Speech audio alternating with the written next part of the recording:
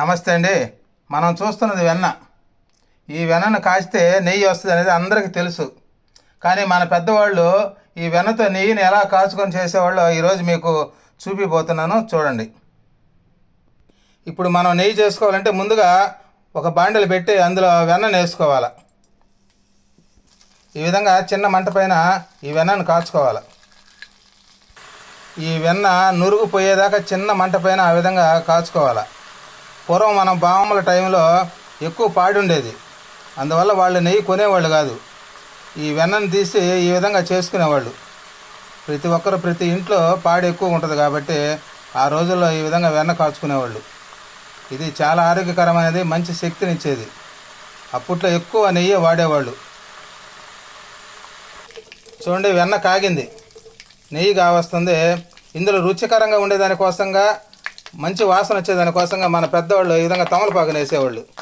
ఈ తమలపాకుని వేస్తే అందులో కాలుతుంది, పిల్లలకు ప్రతి ఒక్కరు తినేవాళ్ళు. చాలా రుచికరంగా ఉంటుంది, ఆరోగ్యపరమైనది కూడా ఇది.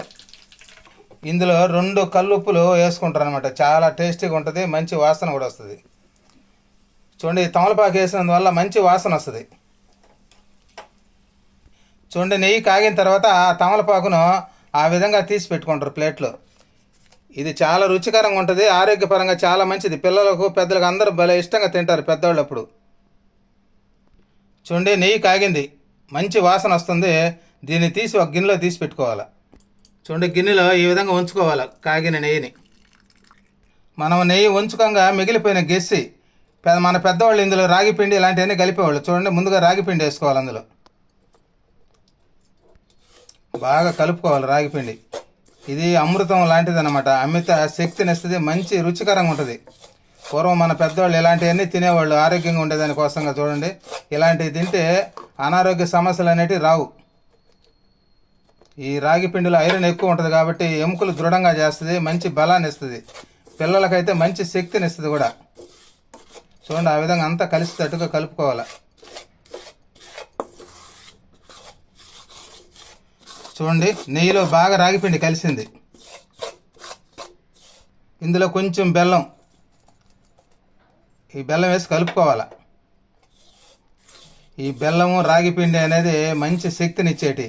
పూర్వం ఇలాంటివి చేసుకొని మన పెద్దవాళ్ళు తినేవాళ్ళు, ఎంతో ఆరోగ్యంగా ఉండేవాళ్ళు.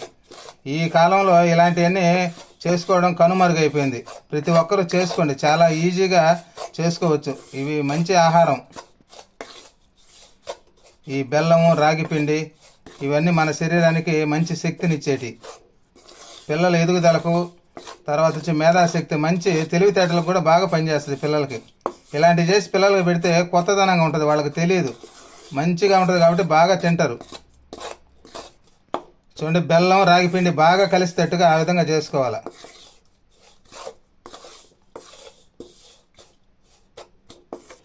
ఈ నెయ్యి కలిసేదాకా చిన్న మంట పైన ఈ రాగిపిండి బెల్లం కలుపుకోవాలి. రాగిపిండి పచ్చి వాసన లేకుండా బాగా కలుపుకోవాలి. చాలా రుచికరంగా ఉంటుంది. ఇలాంటివన్నీ మీకు ప్రతిరోజు చేసి చూపిస్తుంటాను. నచ్చితే సబ్స్క్రైబ్ చేసుకోండి. చూడండి, నెయ్యి బెల్లం రాగిపిండితో చేసిన పొడి స్వీట్ది రెడీ అయిపోయింది. దీన్ని తీసి పెట్టుకోవాలి ఒక బౌల్లో.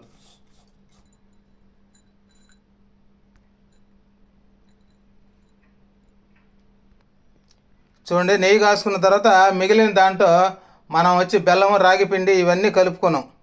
ఇది మంచి శక్తిని ఇచ్చేటి అమృతం లాంటిది అన్నమాట. ఇది మన పెద్దవాళ్ళు ఈ విధంగా చేసుకునేవాళ్ళు. ప్రతి ఒక్కరు ఈ విధంగా చేసుకోండి. మంచి బలమైనటువంటి అధిక శక్తిని ఇస్తుంది కాబట్టి ఎముకలు దృఢంగా చేస్తుంది, పిల్లలకు చాలా మంచిది. ప్రతి ఒక్కరూ చేసుకుని ఇలాంటివి తిని ఆరోగ్యంగా ఉంటారని కోరుకుంటున్నాను. నమస్తే.